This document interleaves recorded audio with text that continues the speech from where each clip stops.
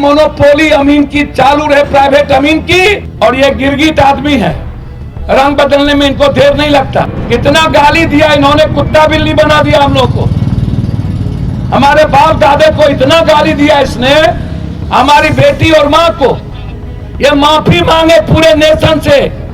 निश्चित रूप से किसानों के इन विवादों के बगैर हमको उसको भी एमएसपी की बात आपने की, एमएसपी के तहत तो होने रही है और सरकार एमएसपी पहले ही खत्म कर चुकी है। तो हमको किसानों के बातों पर हमको गौर करना चाहिए और उसको लेके आगे बढ़ना। गति 42 सालों में हुई है। हम जो गरीबी के इस मोहलाज पर हैं, पूरी पार्टी, वैसे भी हम अमीन के सवालों को लेकर सब दिन लड़ते रहे, और भी सवाल को लेकर, चाहे यूपीएससी हो, बीपीएससी हो, एसएससी हो, हिंदी सेट का सवाल हो, चाहे इंजीनियरिंग का सवाल हो। और आज हमारे साथी यूथ जिस तरीके से सड़कों पर, ये लोग अमीन की बहाली इसलिए नहीं करते हैं ताकि मोनोपोली अमीन की चालू रहे, प्राइवेट अमीन की।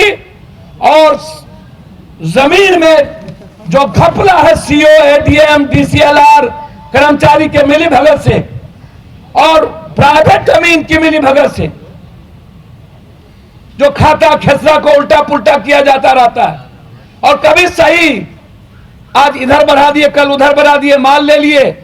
सरकारी अमीन नहीं होने के चलते हम 2000-3000 पर अमीन लाते हैं। सरकारी अमीन को नियमित रूप से जितनी जनसंख्या के आधार पर है उसको नहीं करिएगा तो जो धरनार्थी बैठे हैं पप्पू यादव और पूरी पार्टी उसके साथ खड़ी हो।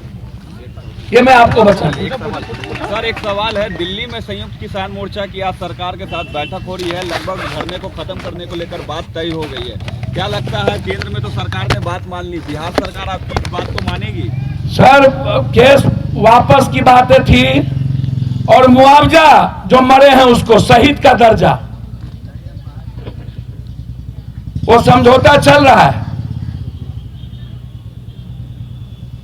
और ये गिरगिट आदमी है, रंग बदलने में इनको देर नहीं लगता। सत्ता के लिए ये कभी लात पैर पकड़ लेते हैं और कभी कंठ धर लेते हैं। इसका उत्तर प्रदेश, उत्तराखंड और पंजाब के चुनाव के लिए ये कुछ भी करेंगे। कितना गाली दिया इन्होंने, कुत्ता बिल्ली बना दिया हम लोग को। हमारे बाप दादे को इतना गाली दिया इसने, हमारी बेटी और मां को। ये माफी मांगे पूरे नेशन से। जब तक इस देश की सरकार माफी नहीं मांगता है, हमें इसको माफ नहीं करेंगे। हमारे बाप दादे को गाली दिया है, हमारी बहन और बेटी को गाली दिया है, हमारे यूथ को आतंकवादी कहा है, उग्रवादी कहा है, मंत्रियों ने रौंदा है। एमएसपी कानून बिहार में जब तक लागू नहीं होगा तब तक जन अधिकार पार्टी सड़कों पर रहेगी। मतलब बिहार के लिए राकेश टिकैत की आप भूमिका निभाना चाह रहे हैं? इसमें क्या राकेश टिकैत, पूरा दुनिया अलग अलग है। सभी लोग मिलकर के एक ही राकेश टिकैत जी ने पंजाब से लेकर हरियाणा से लेकर उत्तर पश्चिम सभी लोग, सबकी ज्वाइंट मिली भगत, जन अधिकार पार्टी सबसे ज्यादा बिहार से आवाज देती रही। तो हम लोग पूरा 14 करोड़ बिहारियों के लिए लड़ेंगे, आवाज बन करके लड़ेंगे।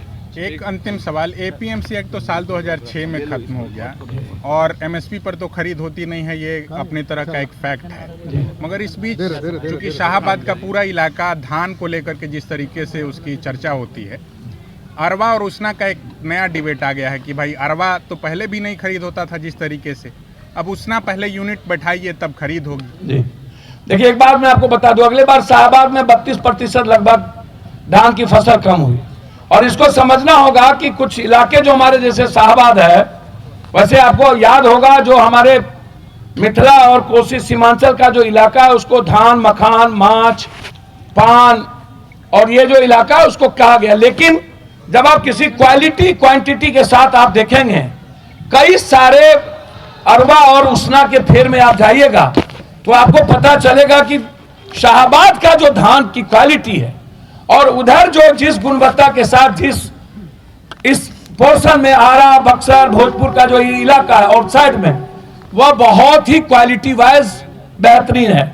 मैं समझता हूं कि किसान जिस तरीके से बात कर रही है, निश्चित रूप से किसानों के इन विवादों के बगैर हमको उसको भी एमएसपी की बात आपने की, एमएसपी के तहत तो होने रही है और सरकार एमएसपी पहले ही खत्म कर चुकी है, तो हमको किसानों के बातों पर हमको गौर करना चाहिए और उसको लेके आगे बढ़ना चाहिए। अंतिम सवाल है, मुख्यमंत्री जी ने कहा है कि 2 दिन में जो है इस किल्लत को कम कर दिया जाएगा और जो कृषि सचिव है उन्होंने भी केंद्र में ये चिट्ठी लिखी है। भैया केंद्र कभी आवंटन किया ही नहीं, अगले बार भी किल्लत में थे हम, धान कम था हमारा।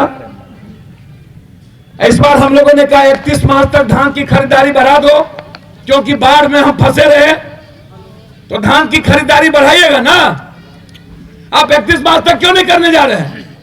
और इफको और क्रिपको सबसे बड़ा चोर बना हुआ है। अब मुख्यमंत्री जी तब बोल रहे हैं जब गेहूं की बुआई खत्म हो रही है और 38% किसान गेहूं नहीं बो पाएंगे। मक्का की शुरुआत हो गई और हम लोग बोए नहीं अभी तक। तो क्या सब दिन बिहार लाठी खाए? देखिए क्या होता है। मैं धन्यवाद दूंगा यदि वो ले ले आवंटित। अभी तक एक यूनिवर्सिटी तो ले नहीं पाए विशेष पैकेज और विशेष राज। खाद आवंटन दे दे नीतीश कुमार जी को, जिसको कहीं पर निगाहें कहीं पर निशाना मिली भगत से पूरा नीतीश कुमार को भी फिनिश करने में लगा ला, उसको खाद आवंटित कर दे। जीएसटी का पैसा नहीं दिया आज